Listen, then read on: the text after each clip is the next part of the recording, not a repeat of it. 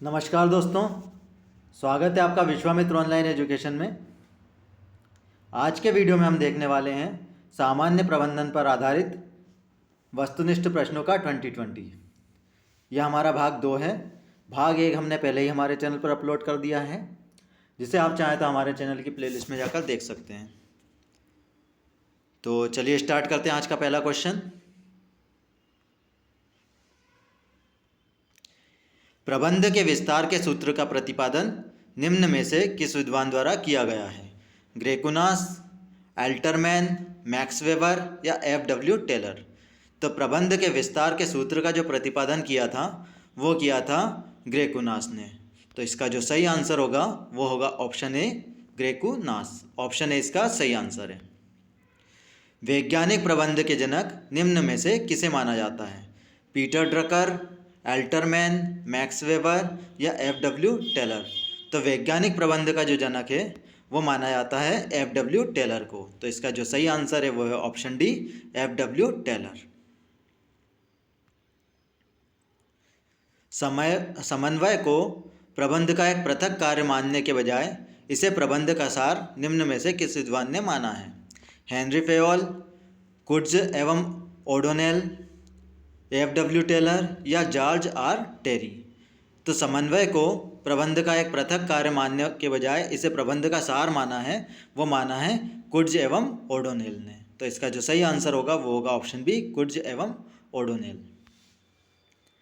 बाजार, उत्पाद और व्यापार के प्रौद्योगिक क्षेत्र का वर्णन निम्न में से कौन करता है? कंपनी का मिशन, कंपनी की दृष्टि, रणनीतिक योजना या इनमें से कोई नहीं। तो बाजार, उत्पाद और व्यापार के प्रौद्योगिक क्षेत्र का वर्णन जो करता है वो करता है कंपनी का मिशन। तो इसका जो सही आंसर होगा वो होगा ऑप्शन ए, कंपनी का मिशन। एक अतिरिक्त इकाई के विक्रय से प्राप्त अतिरिक्त आय होती है। वार्षिक आय, सीमांत आय, कुल आय या औसत आय। तो इसका जो सही आंसर है वो है सीमांत आय। एक अतिरिक्त इकाई के विक्रय से प्राप्त जो अतिरिक्त आय होती है वो सीमांत आय के अंतर्गत आती है। ऑप्शन बी इसका सही आंसर होगा।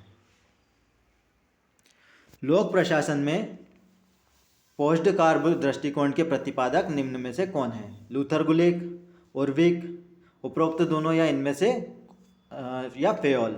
Option D. तो इसका जो सही आंसर है वो है option A, Luther Gulik. Option A इसका सही आंसर होगा। शॉप फ्लोर कार्यकर्ता किस स्तर के प्रबंधक के साथ जुड़े रहते हैं? शीर्ष प्रबंधक, मध्य स्तर प्रबंधक, दल के नेता या निम्न स्तरीय प्रबंधक।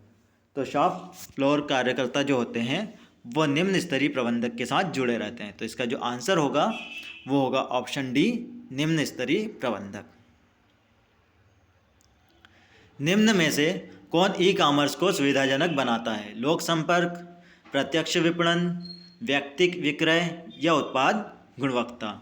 तो निम्न में से जो ई कॉमर्स को सुविधाजनक बनाता है वो होता है ऑप्शन बी, प्रत्यक्ष विपणन। ऑप्शन बी इसका सही आंसर होगा, प्रत्यक्ष विपणन।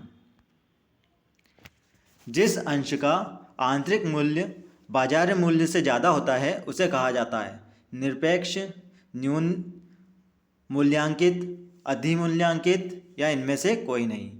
तो जिस अंश का आंतरिक मूल्य बाजार मूल्य से ज़्यादा होता है उसे कहा जाता है न्यून मूल्यांकित। ऑप्शन बी इसका सही आंसर होगा।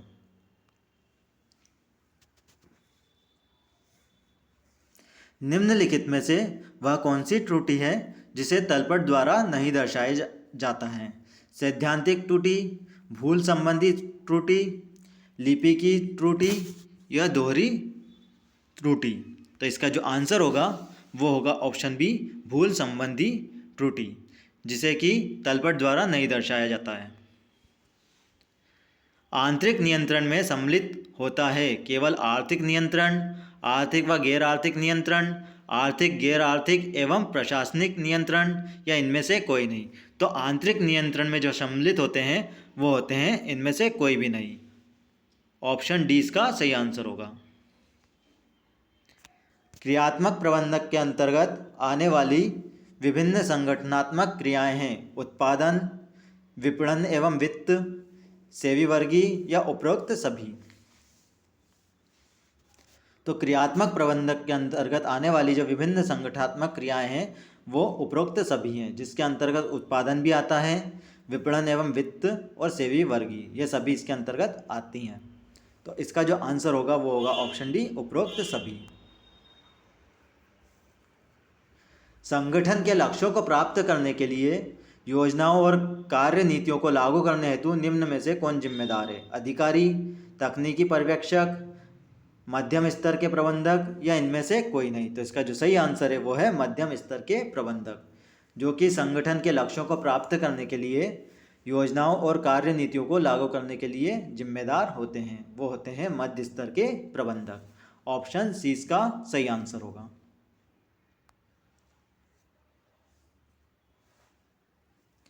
संगठन के लक्ष्यों को हासिल करने की दिशा में अपने कनिष्ठों के प्रयास को मार्गदर्शक देना और निरीक्षण करना किस प्रकार का वर्णन करता है? नियोजन, संगठन प्रक्रिया, निर्देशन प्रक्रिया या नियंत्रण प्रक्रिया? तो संगठन के लक्ष्यों को हासिल करने की दिशा में अपने कनिष्ठों के प्रयास को मार्गदर्शन देना और निरीक्षण करना जो कार्य का वर्णन होता है वो होता है निर्देशन प्रक्रिया। ऑप्शन सी इसका सही आंसर होगा। जब एक साझेदारी फर्म अपने व्यवसाय को किसी कंपनी को बेचती है तो प्राप्त क्रय प्रतिफल को हस्तांतरित किया जाता है संपत्तियों के खाते में, बैंक खाते में, साझेदारों के पूंजी खाते में या वसूली खाते में? तो जब एक साझेदारी फर्म अपने व्यवसाय को किसी कंपनी को बेचती है तो प्राप्त क्रय प्रतिफल को हस्तांतरित किया जाता है, वो होता है वसूली खाता। ऑप्शन डी, जिसमें हस्तांतरित किया जाता है वसूली खाते में। ऑप्शन डी इसका सही आंसर होगा। निम्न में से कौन पूंजीगत व्यय है? विज्ञापन की लागत, डिलीवरी वैन का क्रय, मशीन तेल का क्रय या कच्चे माल का क्रय? तो पूंजीगत व्यय जो है वो होता है डिलीवरी वैन का क्रय। ऑप्शन बी इसका सही आंसर होगा। निम्न में से कौन सी बाजारोन्मुखी मूल्य निर्धारण की तकनीक नहीं है? ध्यान दीजिए, यहाँ पूछा है कि मूल्य निर्धारण की तकनीक नहीं है। अंतःप्रवेश मूल्य निर्धारण, प्रचलित मूल्य निर्धारण, अनुभूत कीमत मूल्य निर्धारण या शीघ्र नगद पुनः प्राप्ति मूल्य निर्धारण? तो इसका जो सही आंसर होगा वो होगा शीघ्र नगद पुनर्प्राप्ति मूल्य निर्धारण। यह इसकी बाजारोन्मुखी मूल्य निर्धारण की तकनीक नहीं है। ऑप्शन डी इसका सही आंसर होगा। उद्यमिता संबंधी असफलताओं के लिए निम्न में से कौन सा कारण हो सकता है? निम्न गुणवत्ता की कच्ची सामग्री, श्रम समस्याएं, उच्च परिव्यय लागत या उपरोक्त सभी? तो उद्यमिता संबंधी असफलताओं के लिए ये सभी कारण उत्तरदायी हो सकते हैं। निम्न गुणवत्ता की कच्ची सामग्री, श्रम समस्याएं, उच्च परिव्यय लागत, ये सभी इसके कारण हो सकते हैं। तो इसका जो आंसर होगा वो होगा ऑप्शन डी, उपरोक्त सभी। क्रियात्मक शोध की तकनीक निम्न में से कौन सी नहीं है? रेखी कार्यक्रम, प्रतीक्षा पंक्ति कार्यक्रम, खेल विधि या शोध प्रणाली?